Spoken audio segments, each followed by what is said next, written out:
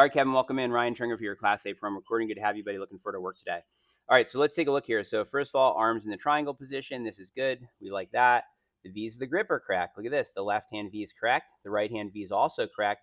I'm going to investigate your grip a little closer right now. So the grip itself doesn't look bad, although I just mentioned, just to record this, that the interlock could be causing pressure on the hand, but you mentioned that you'd switch that and that helped the pressure on the finger that was bothering you.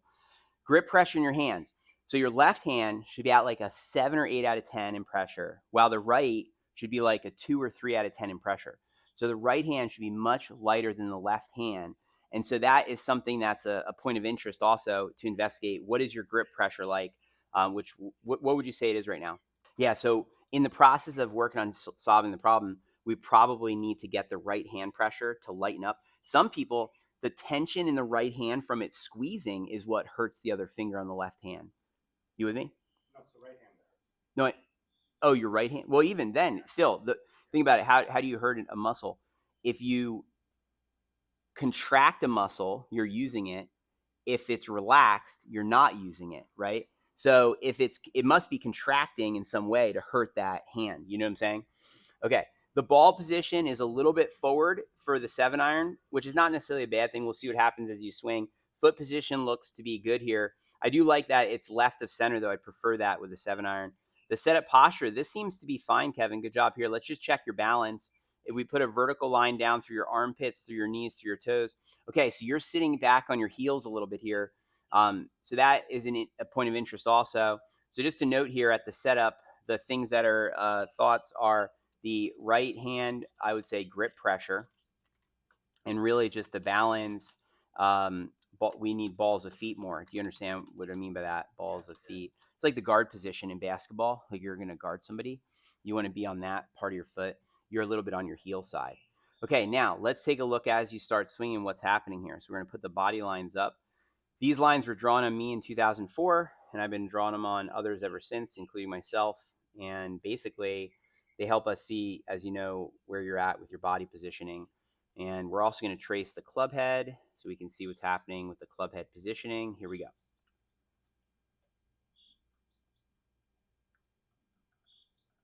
Straight back on the plane. This is nice to see. You are taking it back a little bit closed. You know, some of the players will get the toe up a little bit more at this moment. Some don't, though. So, you know, Bryson doesn't till later. So I'm not against it. I do like the takeaway plane a lot, though, at this moment. You're doing better with your hip position here also and your head position. Everything's pretty good here at this moment in the take back. Now let's take a look as you continue. I used to go back more like this. Under plane. I think that's probably more an impact of physical limitation than that's what I'm trying. That's my swing thought. To go straight back. To go out actually outside. Out more. Yeah. And then drop from the inside. slot. That's good thinking. You're thinking the right thing. And I think it's probably more physical limitation than it is. Like I understand what I'm trying. I get what I'm trying to do. Sure. It looks good there. Yeah, absolutely. I mean, this is way better. I agree. I mean, I remember your plane was below the line, I think, at one time, right? I totally agree. It's definitely a better golf swing, which is nice to see. And even here at the top, you really end up holding the hip line, keeping your head in the box pretty well. This head position is decent. You do lose your balance slightly forward at this moment. It's probably related to being too much on your heels at your setup. Players that are on their heels at the setup will go forward to the balls of their feet in the backswing. And so you want to be on the ball of your foot. Just to be clear, the ball of the foot is like this part, right? Are you with me? So really, the weight in my feet is really from the arch forward. It's at the setup. It's not on my heels. If anything, I'm light on my heels. I do this little foot shuffle because I'm trying to get light on my heels. We don't want to be heavy on the heels. Are you with me? So I think that really here in the backswing, the only thing that concerns me is your rear came off the line, and see how your face went forward just a little. Other than that, the backswing positioning, this is much better. You're not gonna like those. Oh, is that you? So you think it's in the downswing, eh? All right, let's take a look and see. It's always fun for me as a coach to see what students take and do after our training, and you've done great. You've really done well. Really, your setup to your backswing is really a lot better.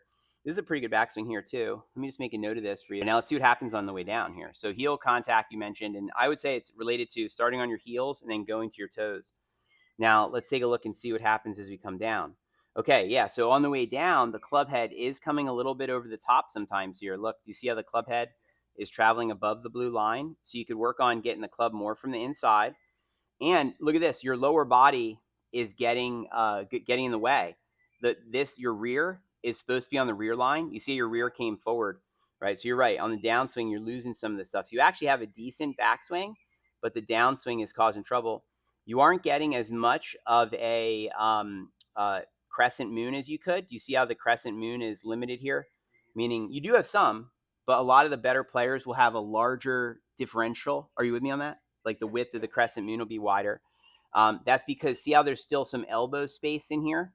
That what's happening is you're actually getting in the stuck position. Your elbow is getting stuck behind your hip instead of your elbow getting in front of your hip on the way down.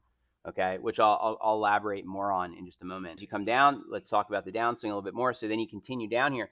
Yeah, and so, okay, now this is typical when a player comes in that's talking about their arm hurting. I always see this. I always see the right arm looking like this. You see how the right arm has this bend in it? It should not at this moment. There should not. So what's happening is your right arm is going this direction, like this, and that makes the tendon go over the bone, and over time that leads to inflammation. And so what you're getting is you're getting inflammation from the tendon going over the bone from the right arm being in a, let's call it a bad position. The right arm's not in the ideal position of delivery here.